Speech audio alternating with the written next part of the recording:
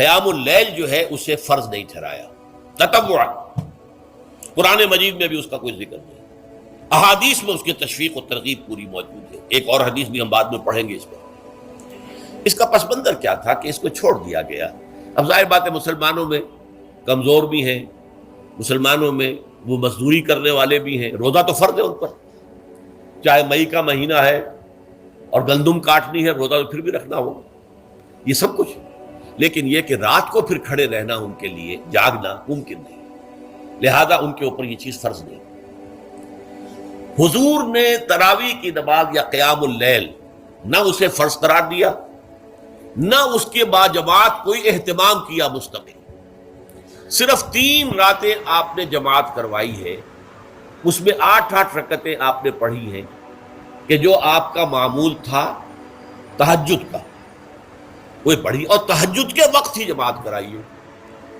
یہ ہے وہ حدیث. اس کے علاوہ کسی نماز تراویح جو ہے جو ہم پڑھتے ہیں 20 رکعتیں عشاء کے ساتھ متصل, اس کا کوئی ذکر نہ دور نبوی میں ہے نہ دور صدیق اکبر میں ہے.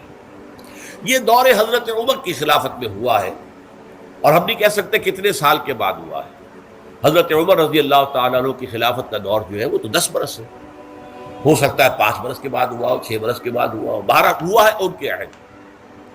حضرت عمر ایک مرتبہ مسجد میں داخل ہوئے, مسجد نبوی میں, تو دیکھا کہ کچھ لوگ 8 10 12 جو ہیں وہ ایک جو ہے حافظ کے پیچھے کھڑے ہوئے اور قرآن سن رہے ہیں. کچھ دوسرے کونے میں کھڑے ہیں, کچھ کہیں اور کھڑے ہیں, مختلف جماعتیں ہو رہی ہیں. تو انہوں نے سوچا کہ کیوں نہ ان سب کو ایک امام کے پیچھے جمع کر دیا جائے, اور اس کے لیے لوگوں کی سہولت کے لیے عشاء کے ساتھ متصل رکھ دیا جائے. اس لیے کہ تہجد کے وقت اٹھنا جو ہے وہ تو ہر کس و ناقص کا کام نہیں ہے, کہ عشاء کے بعد اگر تھوڑا سا اضافی وقت ہو صرف, تو یہ ہر شخص کر لے گا, مزدور بھی کر لے گا.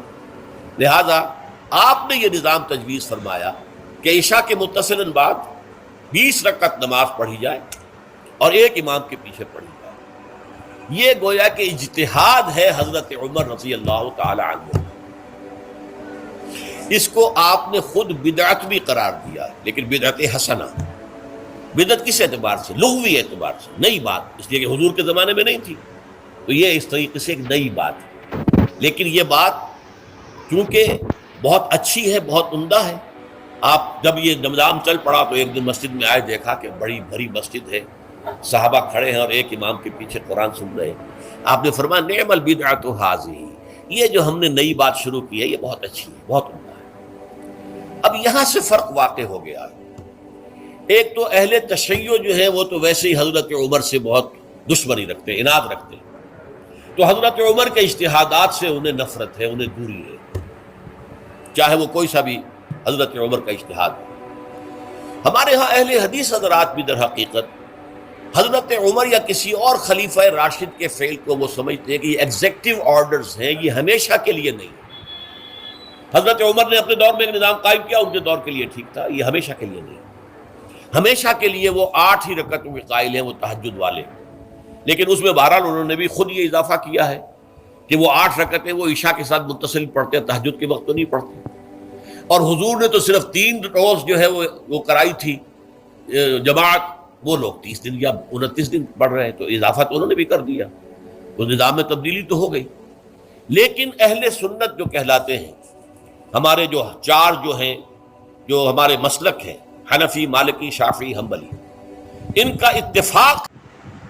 السلام علیکم دوستو. تو یہ تھی آج کی ویڈیو جس کا ٹاپک تھا کہ تراویح کی رکعت 8 یا 20 رکعت. تو یہ عنوان تھا اس کی تقریر کا, جس میں ڈاکٹر اسرار صاحب نے بتایا کہ یہ کوئی فرض نہیں ہے, اگر کوئی پڑھنا چاہے تو پڑھ سکتا ہے, سنت ہے اور اس میں ثواب ملے گا, جو کہ یہ حضرت عمر رضی اللہ عنہ کے دور میں شروع ہوئی تھی. تو دوستو ویڈیو کیسی لگی؟ ویڈیو اچھی لگی تو ہمارے چینل کو سبسکرائب کریں, ویڈیو کو شیئر اور لائک ضرور کریں. تو ملتے ہیں نیکسٹ ویڈیو میں, تب تک کے لیے اللہ حافظ.